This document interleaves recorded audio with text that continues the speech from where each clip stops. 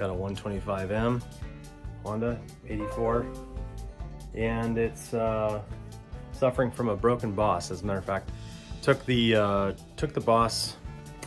right side crankcase cover off, pulled the clutch and the primary gear, and not only was the shift stopper not in the case, it was gone with the boss, and it wasn't even in the case. And it's not like it went to the other side of the case or anything like that.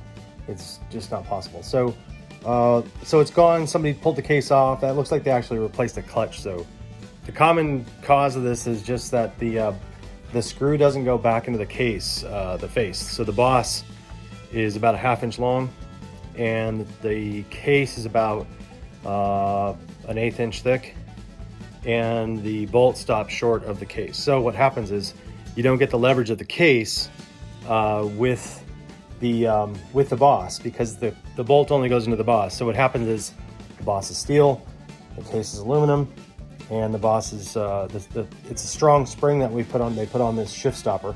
Can't find a case that has the boss that's still in the case. Every one of these I've seen on eBay has been broken off, and people are selling these on eBay like they're good to go, like they can use them. And be honest, I mean, you couldn't shift it out of first gear, and it wouldn't stay in gear if you didn't have the shift stopper boss to hold the shift stopper on. The shift stopper arm is what keeps the shift drum from spinning out of gear when you're in gear. So anyhow, we're gonna get into this right now. What would you do if that happened?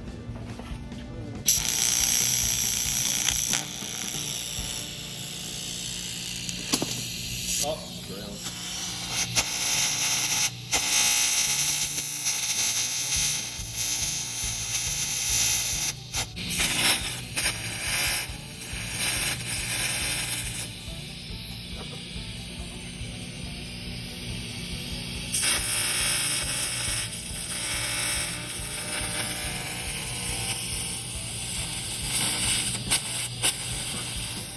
This is the boss that I was speaking about.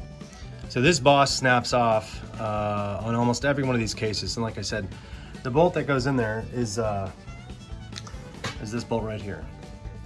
So you can see it's a bit short, and you'll note that if it does bottom out at the face of the case. Now there is a shoulder on this bolt, as you can see. It's a 9mm shoulder. The shift stopper arm rides on that shoulder. It shifts without any harm, without any binding. It doesn't need a bushing, and it fits right up there, and it keeps this guy in gear right here. But I got to grind a little bit of this out. So my fabricator did a fantastic job. That boss turned out, it's exactly 1/2 inch. So we're gonna pull this back a little bit. Got to grind a little bit of this out. Shame to do it. We're gonna handle this like a surgery. I'm gonna tape this off so we don't get shavings everywhere. So something to note is that the new spring is just proud of the face of this, and that's the reason why we got to take it back. As you can see, if it's not flush, is that it's gonna be under compression, and we don't need this under any more compression than it absolutely is. So we're gonna make sure this is just able to sit down south of the face, and then that way this sucker will be ready to go. We'll have got our shift stopper arm in there, and we won't have any potential binding or anything like that. So okay, so as you can see, I've totally protected the area with some masking duct tape, and then some paper to kind of protect the case, make sure no shavings get in there. And with that, I'm going to be using my Dremel tool with a burr on the end.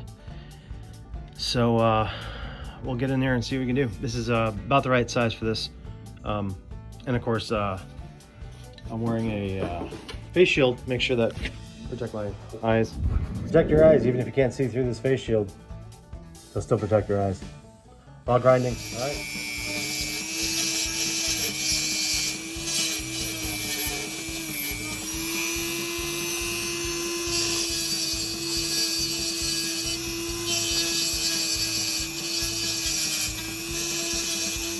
All right, as you can see, I ground back the welds so that you can actually get the spring on there. We'll attempt to install the stopper. Received the spring, I cleaned it out with some unchlorinated brake cleaner, and I had it pitched so that it would drain out of the bike instead of towards the engine. Okay, so to pull this together, what we got to do is you're going to take this bolt that's got the shoulder on it. It rides on, or this shift stopper arm rides on the shoulder. Okay, and we have the spring that rides right here, and then the shift stopper arm sits like this, and then this bolt engages here.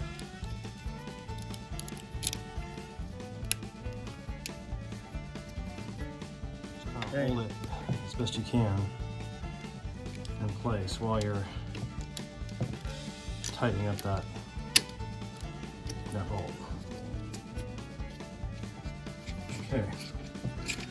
I still feel like maybe the spring is binding on the back side of this aluminum there where we welded it, and yeah, and see it's binding a bit because it doesn't want to let the bolt turn. And when I loosen it, it allows this to move. Well, as you can see, I just shifted in neutral. That's shifting up.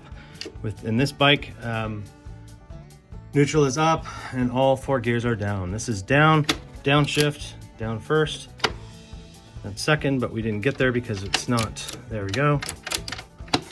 Third, 4th gear.